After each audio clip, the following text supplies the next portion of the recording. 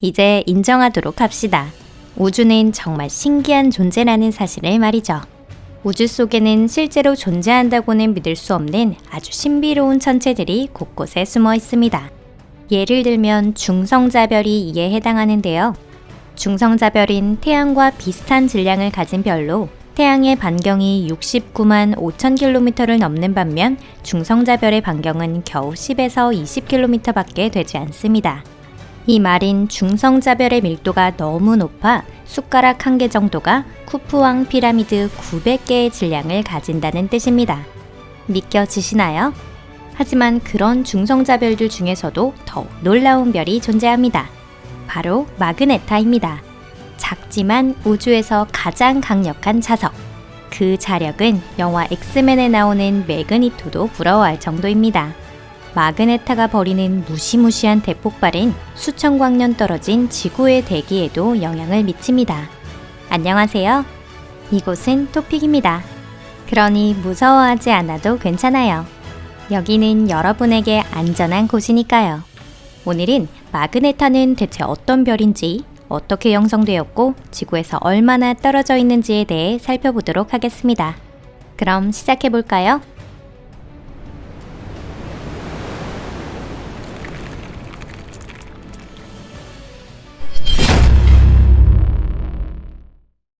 마그네타는 어떻게 생겨나는가?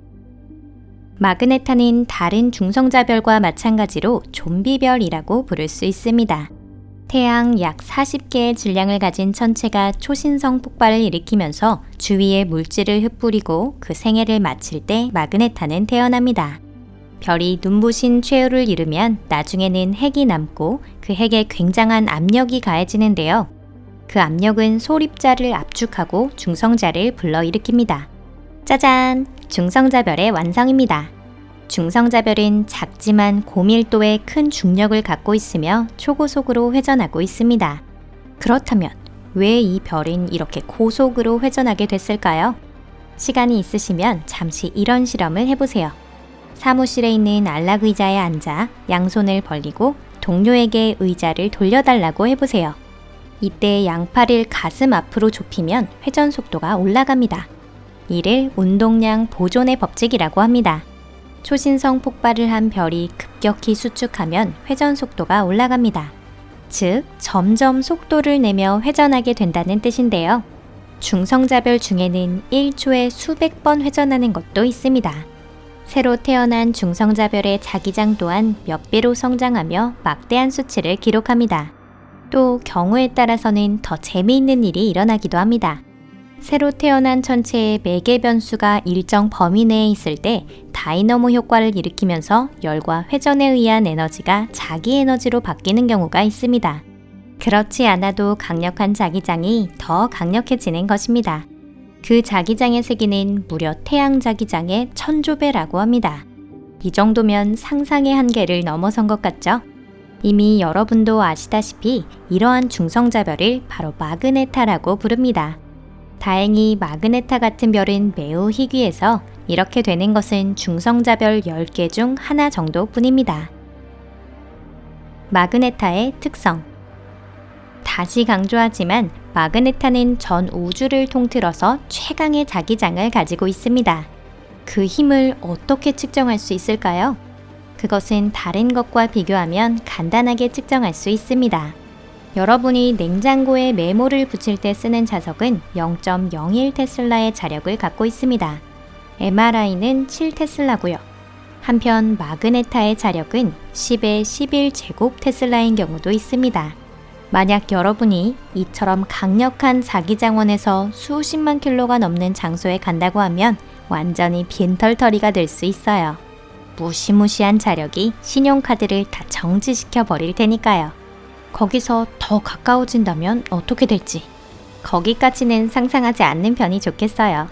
마그네타는 화려한 락스타의 삶처럼 굵고 짧게 사는 주의를 실천하고 있습니다. 마그네타의 수명은 비교적 짧은 100만 년 정도밖에 되지 않아요. 출생에서 1만 년 정도 경과한 시점에서 마그네타의 자장은 대량의 힘을 잃게 되고 순식간에 시들어갑니다. 마그네타의 수명이 이렇게 짧은 것은 자기장이 너무 강하기 때문이에요. 자기장이 너무 강한 나머지 별의 자전에 제동을 걸어버리는 것입니다. 그래서 마그네타의 뛰어난 능력은 동시에 크립토나이트, 즉 약점이기도 합니다. 마그네타는 매우 작은 별인데다가 지구에서 멀리 떨어져 있습니다. 그래서 관측하기 쉽지 않습니다. 우리가 아는 마그네타는 곧 수명을 다하게 되는 것들이 많으므로 움직임이 활발하지 않습니다. 그 때문에 마그네타의 연구가 그다지 진행되지 않은 것도 지금으로서는 어쩔 수 없는 일입니다. 중성자별 중에는 우주라고 하는 끝없는 바다 저편에 있는 등대처럼 반대극의 방향으로 두 개의 방사선을 뿜고 있는 것도 있습니다. 이런 종류의 중성자별은 회전하고 있어서 지구의 관측자는 스위스제 시계보다 규칙적인 주기로 전멸하고 있는 모습을 볼 수 있습니다. 이런 천체를 펄사라고 부릅니다. 펄사처럼 마그네타 또한 규칙적인 주기로 전파를 방출하고 있는데요. 하지만 마그네타의 회전 속도는 그다지 빠르지는 않습니다. 전파를 방출하기 위해 필요한 에너지는 자력을 이용하여 얻고 있습니다. 과거 펄사와 마그네타는 중성자별 중에서도 다른 종류의 천체라고 알려져 있었는데요. 그런데 펄사와 마그네타 양쪽의 특성을 지닌 천체가 발견되면서 상황이 급변합니다. 일반적인 마그네타의 특징에 해당하는 강력한 에너지 폭발을 일으킨 펄사가 독수리 자리 부근에서 발견된 것인데요. 이를 본 연구자들은 마그네타가 펄사의 진화 단계 중 하나에 불과한 것이 아니냐는 가설을 내놓게 됩니다. 그럼 이 강력한 폭발은 무엇일까요? 우리는 주계열성이 무엇으로 구성되어 있는지 정확히 알고 있습니다. 하지만 중성자별의 핵에 무엇이 있는지는 상상에 맡길 수밖에 없습니다. 이 정도 고밀도의 물질이 어떤 모습을 하고 있는지 우리는 알 수가 없어요. 하지만 마그네타의 바깥쪽은 일반적인 물질로 이루어진 얇은 외곽으로 덮여 있으며 그 외곽은 자기장에 밀접하고 있습니다.